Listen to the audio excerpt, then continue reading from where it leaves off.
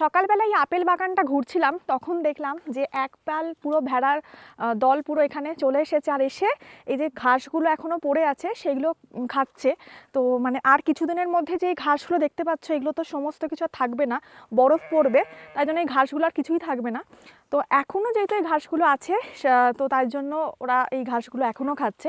কিন্তু এরপর যেটা শুনলাম, যখন এখানে এই ঘাসগুলো আর থাকবে না তখন ওরা কি খাবে, যারা ভেড়া চড়ায় তাদের বাড়িতেই এই ঘাসগুলো কেটে শুকনো করে রাখা আছে ওদের খাওয়ার জন্য।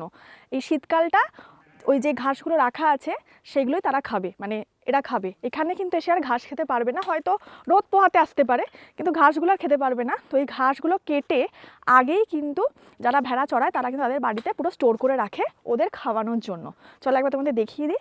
এখনও যেহেতু ঘাসগুলো আছে তাই জন্য দেখো ছোটো ছোটো ঘাস, মানে শুকনো শুকনো ঘাসই পড়ে আছে, সেগুলোই কিন্তু ওরা এখন খাচ্ছে।